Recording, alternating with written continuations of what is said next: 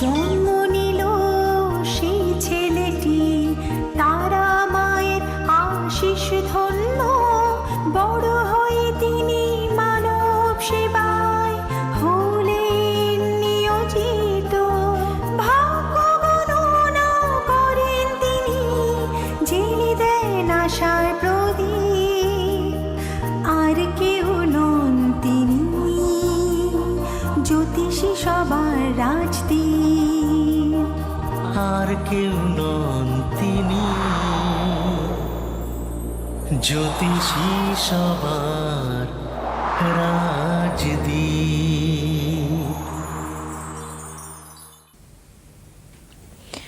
নমস্কার, সৌভাগ্যের খোঁজে অনুষ্ঠানে আপনাদের সবাইকে অনেক অনেক স্বাগত জানাচ্ছি। যার অনুষ্ঠান এই মুহূর্তে আপনারা দেখছেন, যার জন্য মানুষ এই সময় অপেক্ষা করে থাকেন, কারণ তার কাছ থেকে প্রথমত জানার জায়গা অনেকটা থাকে এই জ্যোতিষ জগৎ এবং আমাদের আধ্যাত্ম জগৎ সম্বন্ধে, এবং তার সঙ্গে তার অভ্যর্থ প্রতিকার প্রতিবিধান কাজ করে প্রত্যেকটি মানুষের যে কোনো রকম সমস্যার সমাধানের ক্ষেত্রে। তার জন্যই তার অপেক্ষা আমাদের।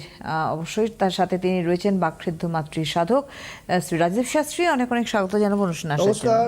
প্রথমেই আমার পিতামাতার চরণে প্রণাম জানাই এবং আমার আরাধ্য দেবী মা তারার চরণে প্রণাম জানাই এবং এই চ্যানেলের সকল দর্শক বন্ধুদের প্রণাম জানিয়ে আজকের অনুষ্ঠান শুরু করছি। আজকের বিষয়বস্তু হচ্ছে মৌনী অমাবস্যায় দুঃখ দারিদ্রতা দূর এবং শিক্ষা জগতে কিভাবে উন্নতি সাধন হবে। আর আপনারা রয়েছে সরাসরি শ্রী রাজদীপ শাস্ত্রীর সঙ্গে কথা বলতে ফোন করুন আমাদের ফোন নাম্বারসে 6292242341, 6292242342 এই দুটি ফোন নাম্বারসে। মৌনী অমাবস্যা একটা গুরুত্বপূর্ণ দিন আমরা জানি, সেখানে দুঃখ দারিদ্রতা দূর এবং শিক্ষা উন্নতি কি করে হবে। হ্যাঁ, মৌনী অমাবস্যা হচ্ছে এই মৌনী কথার অর্থ হচ্ছে মন, মানে হচ্ছে চুপচাপ, বা এই যে মৌনী অমাবস্যা মাঘ মাসের মোটামুটি মাঝামাঝি সময় কিন্তু এই অমাবস্যাটা কিন্তু হয়ে থাকে। এবার মৌনী অমাবস্যা একটু আগের দিকেই রয়েছে তা পঞ্জিকা মত অনুসারে। তো এবার মৌনী অমাবস্যাটা কী জিনিস, এবং মৌনী অমাবস্যাটা বছরে কিন্তু একটা খুব ভালো অমাবস্যার মধ্যে অন্যতম। বিশেষ করে আর্থিক উন্নতি এবং সমৃদ্ধির জন্য এই অমাবস্যাটাকে কিন্তু আমরা গণ্য করি, এবং এই দিন কিন্তু গঙ্গা স্নান করলে অমৃতের ফল পাওয়া যায়। অমৃত সম ফল কিন্তু গঙ্গা স্নান করলে পাওয়া যায়। তাই দেখবেন এই মৌনী অমাবস্যার যোগে প্রচুর লোক কিন্তু প্রয়াগরাজ তারা কিন্তু স্নান করতে যান, এবং এই যে মহাকুম্ভ যেখানে সংগঠিত হয়েছিল এবং প্রতি বছরই হয় এই যে কুম্ভ স্নান এবং গঙ্গা স্নানের আশায় পুণ্যার্থীরা কিন্তু সেই সময় ভিড় করেন এই সময়। এবং সাধারণ গৃহী মানুষেরা নিজেদের জীবনে তো প্রত্যেকেই চারটে জিনিসই চায়: ধর্ম, অর্থ, কাম, মোক্ষ। এবং আর্থিক সফলতা কি করে হবে, সন্তান পড়াশোনায় কি করে এগোবে, এই তো মানুষের কথা। তো ব্যাপারটা হচ্ছে যে সফলতা আসার ক্ষেত্রে সফলতা ব্যর্থতা দুটোর পরিপন্থী। সফলতা যখনই আসার জায়গাটা তৈরি হবে, মৌনী অমাবস্যাটা এমন একটা জায়গা যেখানে কিন্তু মানুষের জীবনে সুখ সম্পদের জন্য কিন্তু বিশেষ মানে ইম্পর্টেন্ট দিন। এবং গৃহী মানুষেরা, আমি উপাচারটা একটু পরে বলছি, গৃহী মানুষেরাও কিন্তু নিজেদের গৃহে বসেও কিছু উপাচার পালন করবেন, যাতে জীবনে কিন্তু দুঃখ কিছুটা হলেও দূরীভূত হয়। আর আমরা বিশেষ করে যারা শাস্ত্রীয়গণ যারা রয়েছেন, যারা মানুষের জীবনে বিভিন্ন কালসর্পদোষ, শনির সাড়ে সাথী, বিভিন্ন বিষয় নিয়ে মানুষ জর্জরিত হয়ে থাকেন, সবসময় চেষ্টা করি যে বিশেষ দিনে তাদের কাজগুলো করার। তাদের মধ্যে কিন্তু অন্যতম এই রটন্তী কালিকা পুজো, বা অন্যদিকে কিন্তু মৌনী অমাবস্যা। যাই আমি বলুন না কেন, এই সময়টা কিন্তু খুব ইম্পর্টেন্ট জায়গা। এবং অন্য দিক থেকে এই বছরটা শুরু হচ্ছে, হ্যাঁ, এবং সামনেই রয়েছে সরস্বতী পুজো। এই যে সময়গুলো, এটাও কিন্তু একটা খুব ভালো সময়ের মধ্যে দিয়ে, যেমন নতুন বছর শুরু হয়েছে, সেখান থেকে কিন্তু দাঁড়িয়ে প্রথম অমাবস্যার জায়গাটায় কিন্তু এই মৌনী অমাবস্যা কিন্তু খুব ভালো তিথি হিসাবে কিন্তু গণ্য করা হয়। এবং আরেকটা কথা আমি বলে রাখি দর্শক বন্ধুদের, যারা আর্থিক সমৃদ্ধি পেতে চাইছেন, বিশেষ করে প্রচুর বছর থেকে আর্থিক দুরবস্থা, ব্যাংকের মানে ইএমআই টানতে পারছেন না, নানা রকম আর্থিক দুরবস্থার শিকার হচ্ছেন, এই সময় মৌনী অমাবস্যাটা এত ইম্পর্টেন্ট সময় যে একটা সুরাহা পাওয়া যায়, রাস্তা পাওয়া যায়। অনেক সময় আমরা দেখেছি অনেক ধার দেনা হয়ে যায় মানুষের, সেক্ষেত্রে তারাও কিন্তু মানসিকভাবে জর্জরিত হয়ে যায়। সেই জায়গাটা থেকেও কি তারা মুক্ত হতে পারে ঋণ থেকে? আর কি, একটা মানুষ যখন ঋণগ্রস্ত হয়, ঋণের মতো রিপু কিন্তু হয় না। ঋণ হচ্ছে, কিন্তু বর্তমান সময় দাঁড়িয়ে ঋণটা এমনভাবে মানুষ জালে জড়িয়ে যাচ্ছেন যে দেখা যাচ্ছে যে প্রথমে ইএমআই এর ব্যাপারটা হয়তো আপনার শরীর খারাপ কিন্তু ইএমআই এর চক্করে চলছে। তো ঘটনাটা হচ্ছে যে এই যে লোনের সময়টা, লোন কি করে রিকভার হবে, জীবনে কি করে আর্থিক জায়গার স্থিতাবস্থা আসবে, হয়তো বছরের পর বছর ধরে এমন আর্থিক অবস্থা হয়ে রয়েছে যে হঠাৎ করে চাকরিচ্যুত হয়ে ঘরে বেকার হয়ে বসে আছে।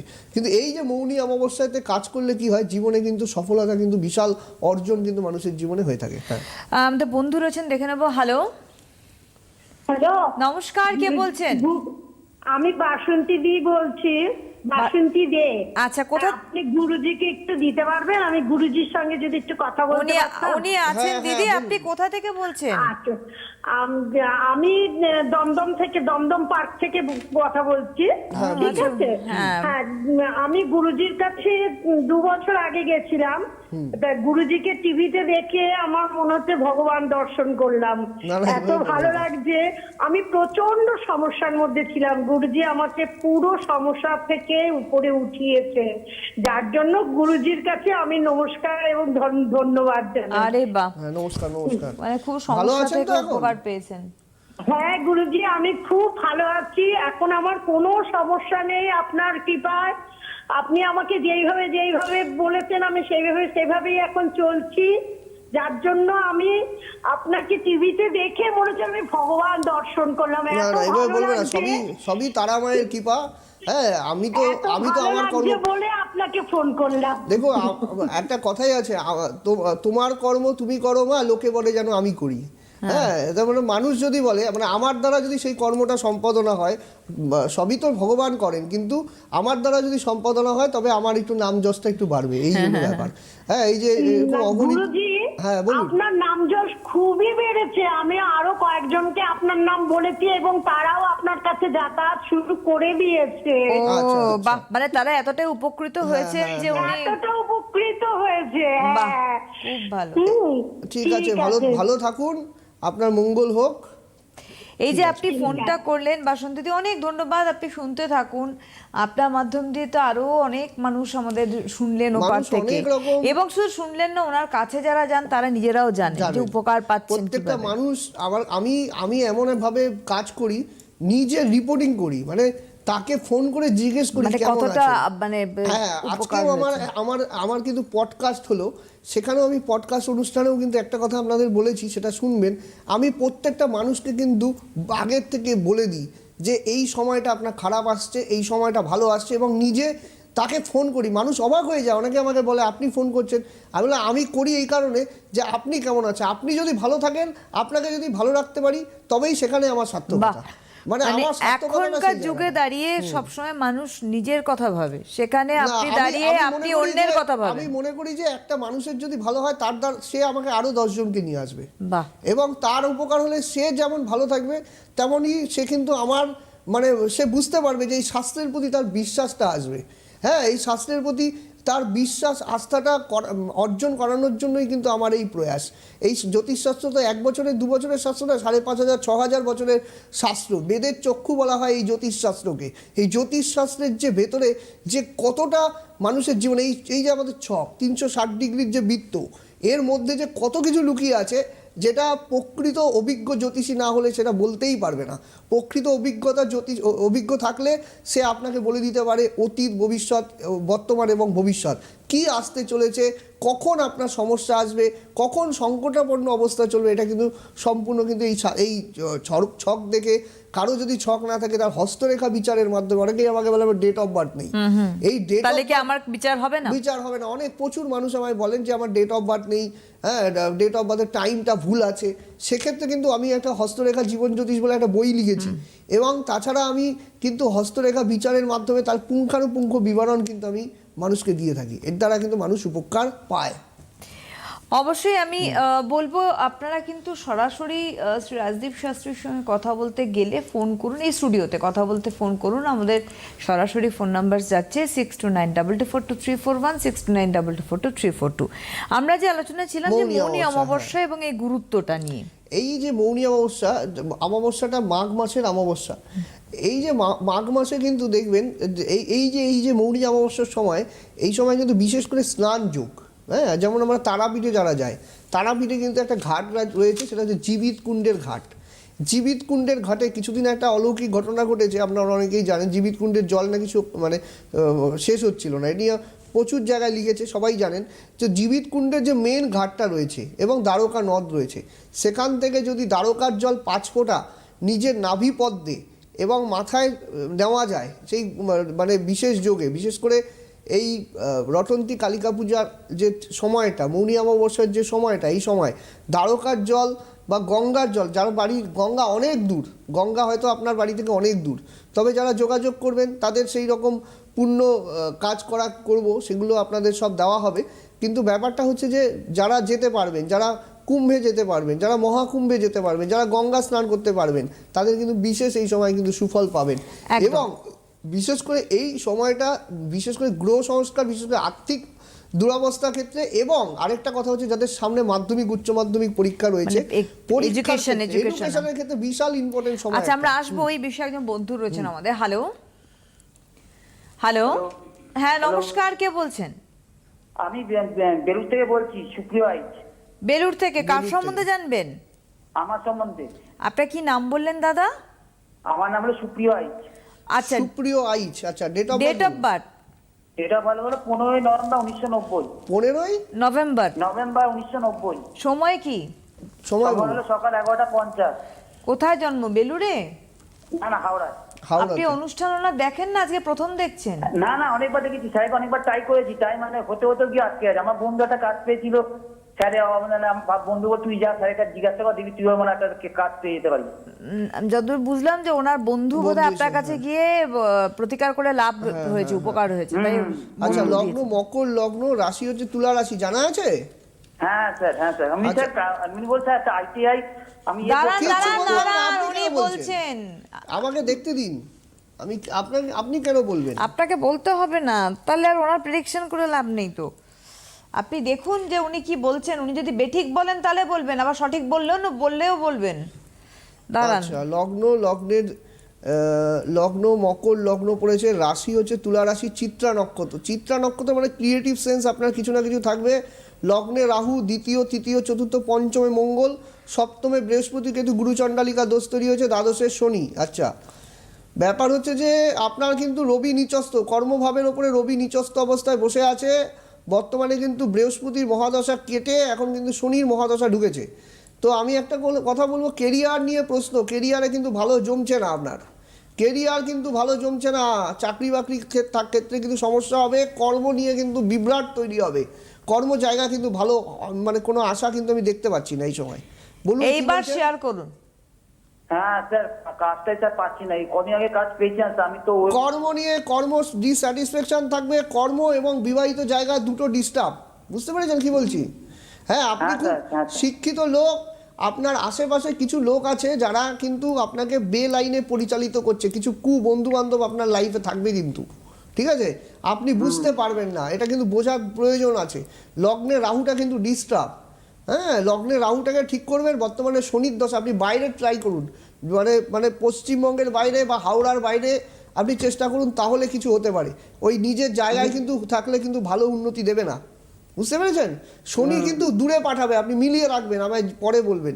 শনি কিন্তু দূরে পাঠাবে আপনাকে, ঠিক আছে? শনির কাজ হচ্ছে দূরে পাঠানো, ওই ঘরে বসে চাকরি করে ঘরে এসে ভাত খাওয়া, এটা কিন্তু শনি দেবে না, বুঝতে পেরেছেন কি বলছি? বলছি স্যার মানে হাওড়ার মধ্যে বাইরে এখন কাজই পাচ্ছি না কোনো মতে, তাই তো বলছি খারাপ হয়ে যাচ্ছে, আমি তো তাই বলছি আপনাকে, তাই তো বলছি আমি, আপনি কাজ এখানে পাবেন না এই সময়। আপনি কাউকে না কাউকে যোগাযোগ করে শনির দশাটার প্রতিকার করাবেন, দেখবেন আপনার কিন্তু একটা রোজগারের একটা জায়গা কিন্তু তৈরি হতে পারে, হয়ে যাবে, ঠিক আছে? যোগাযোগ করবেন।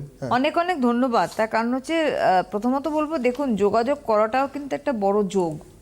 আপনি যদি জেনেও না উপকার পাওয়া, কারণ আপনি বললেন আপনার বন্ধু উপকার পেয়েছেন এসে, তো সেই জায়গায় তো নিশ্চয়ই বুঝতে পারছেন তিনি এসেছিলেন, উনি দেখেছে প্রোগ্রামটা টিভিতে, একটা ফোন করে দিলেন, জেনে নিলেন। না, ওনার বন্ধুই বলেছে বন্ধু বলেছে উপকার পেয়েছে, বন্ধু উপকার, কিন্তু উনি মানে নিজের জায়গাটা ওনার যে ঠিক করতে হবে সেটা ওনার কিন্তু বোধগম্য নেই।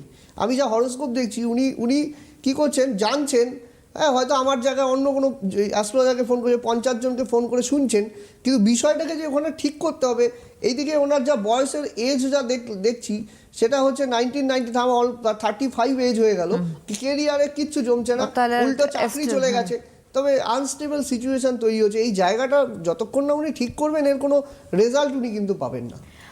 আমি একটু বলে রাখি যে আগামীকাল অর্থাৎ 12th অফ জানুয়ারি আগামীকাল দুর্গাপুরে চেম্বার রয়েছে শ্রী রাজীব শাস্ত্রী। হ্যাঁ, আগামীকাল দুর্গাপুরে আমি থাকছি। দুর্গাপুরের যারা দুর্গাপুর আসানসোল পরের দিন রয়েছে, 13 এবং তারিখ আসানসোল রয়েছে। তারপরের দিন হচ্ছে মেদিনীপুর। আচ্ছা, মেদিনীপুরের কিন্তু দর্শক বন্ধু যাদের পরের দিনে 15 তারিখ রয়েছে। মেদিনীপুরে এখনো 4-5টা বুকিং নেওয়া যাবে, কিন্তু আসানসোলেও সম্ভাবনা কম আছে। আসানসোলের সিট অলরেডি মোটামুটি বুকিং হয়ে গেছে। হ্যাঁ, আরেকবার বলে রাখি আগামীকাল দুর্গাপুর, 13 জানুয়ারি আসানসোল, 15 জানুয়ারি মেদিনীপুর, 16 জানুয়ারি কালিয়াগঞ্জ, 17 জানুয়ারি মালদায় চেম্বার। 18 তারিখেই চলে যাচ্ছেন তারাপীঠে মৌনী অমাবস্যার জন্য শ্রী রাজীব শাস্ত্রী। সেক্ষেত্রে 20 মানে জানুয়ারি, মানে 20th অফ জানুয়ারি, 20 জানুয়ারি তারাপীঠে, মানে ওই দিনই তো যোগ্যটা হবে। প্রচুর লোক আসবেন, এবং যারা অনলাইনে করাচ্ছেন তাদের কিন্তু ভিডিও কলিং। এই যে কিছুদিন আগে একটা মুম্বাইয়ের এক দর্শক বন্ধু আমি কিছুদিন আগে দেখলাম, হ্যাঁ, আমার অনলাইনে দেখিয়েছেন, উনি প্রোগ্রামটা হয়তো দেখতে পারেন।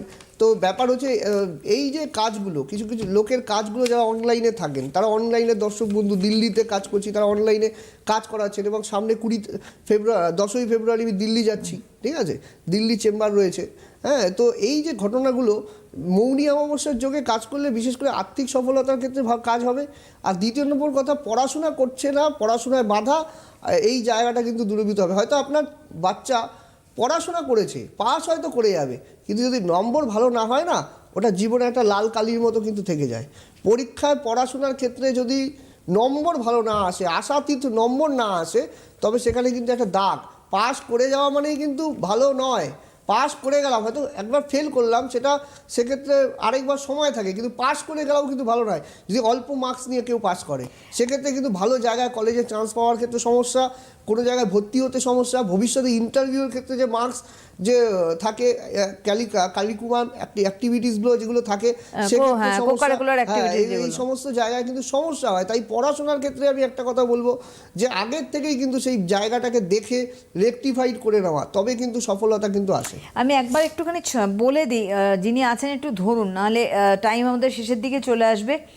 20 তারিখ 20th of January Tarapith chamber, 22nd January Krishnanagar, 24th Baharampur, 26th Gangarampur, 27th Siliguri, 28 অর্থাৎ 28 জানুয়ারি ফালাকাটা, 29 জানুয়ারি কোচবিহার, 30th জানুয়ারি হচ্ছে অর্থাৎ 30 জানুয়ারি আলিপুরদুয়ার, 31 জানুয়ারি জলপাইগুড়ি। আলিপুরদুয়ারের চেম্বারটা হচ্ছে আলিপুরদুয়ারের, অনেকদিন কোচবিহারে আমি বসি, কিন্তু আলিপুরদুয়ারটা যাওয়া হয় না। আলিপুরদুয়ারের যেতাম, কিন্তু আলিপুরদুয়ারের লোকেরা সব কোচবিহারে আসতেন। এবার কিন্তু আলিপুরদুয়ারের চেম্বারটা কিন্তু হচ্ছে 30 তারিখ 30th অফ জানুয়ারি, 30 তারিখ Alipurduar, 31st Jalpaiguri, and 10th of February Delhi.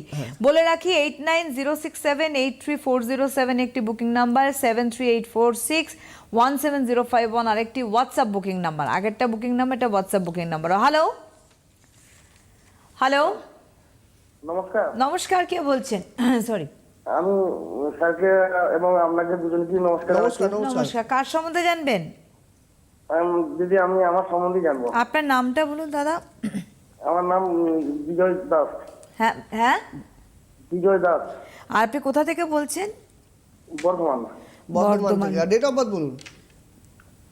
9 March. তাড়াতাড়ি বলুন, টাইম খুব কম। হ্যাঁ বলুন। 9/3/87। 87 টাইম বলুন। সময় বলুন। দুপুর 2:30। কোথায় জন্মস্থান? বর্ধমান। বর্ধমানে জন্ম, তাই তো? আচ্ছা, সেদিন সোমবার ছিল। হ্যাঁ। কর্কট লগ্ন, মিথুন রাশি, আদ্রা নক্ষত্র। আদ্রা নক্ষত্রে জন্ম, আয়ুষ্মান যোগে জন্ম। আচ্ছা, আয়ুষ্মান যোগে জন্ম, আদ্রা মানে একাকিত্বতা থাকা, শিবের ভক্ত হয় আদ্রা নক্ষত্রের জাতক জাতিকারা। হ্যাঁ, ভগবান শিবের উপাসক হয়, বা ভগবান শিবের প্রতি একটা তার কিন্তু টান থাকে। লগ্নের সপ্তমে কিন্তু শুক্র, অষ্টমে রবি বুধ, নবমে কিন্তু বৃহস্পতি রাহু গুরুচণ্ডালিকার দোষ আছে। আচ্ছা, কোনো বিজনেসের সাথে আপনি যুক্ত? কোনো ব্যবসায়িক প্রতিষ্ঠানের সাথে আপনি যুক্ত? হ্যাঁ স্যার। কোনো ব্যবসা করার কিন্তু প্রবল যোগ আছে। ব্যবসায় উন্নতি কিন্তু হচ্ছে না। ব্যবসা করছেন, ব্যবসায় কিন্তু উন্নতি হচ্ছে না। টাকা পয়সা কিন্তু হাত থেকে বেরিয়ে যাবে আপনার। বুঝতে পেরেছেন কি বলছি? টাকা পয়সা কিন্তু হাত থেকে বেরিয়ে যাবে, আর্থিক উন্নতি কিন্তু হতে চাইবে না। আর বাড়িতে কিন্তু একের পর এক কিন্তু মানে সমস্যা সংকট কিন্তু লেগে থাকবে। বুঝতে পেরেছেন কি বলছি? এবার একটু বলুন বিজয়বাবু, যা বললেন ঠিক বললেন রাজদীপ শাস্ত্রী? না, উনি দেখুন, উনি যা ব্যবসা করছেন, হ্যাঁ, খুব লেবার মানে খুব পরিশ্রম কিন্তু করেন, এমন না যে পরিশ্রম, মঙ্গল ভালো আছে। আপনি কি পরিশ্রমী কোনো কাজ করেন? হ্যাঁ স্যার, আমি বাড়ি করতে পারবো স্যার? কি বলছেন? আমি কি বাড়ি করতে পারবো? বাড়ি করতে পারবেন? আপনি এক বাড়ি করতে মিনিট, পারবেন। আপনাকে আগে যা যা বললেন উনি, সেটা আগে বলুন যে উনি ঠিক বললেন না উনি ভুল বললেন। না, উনি ঠিকই বলেছেন। হ্যাঁ, আপনি কিছু ব্যবসা করেন? হ্যাঁ, আমি ব্যবসা করি। কিসের ব্যবসা? এমনি কোল্ড স্টোরেজ, মানে আলু স্টোরে রাখি। হ্যাঁ, ওই তো পরিচয়, ঠিক আছে ঠিক আছে, কিন্তু ব্যাপার হচ্ছে ব্যবসায় বাড়ি হবে সফলতা কিনা? আসছে না, টাকা পয়সা হাতে থাকছে না, এটা হচ্ছে একটা ব্যাপার।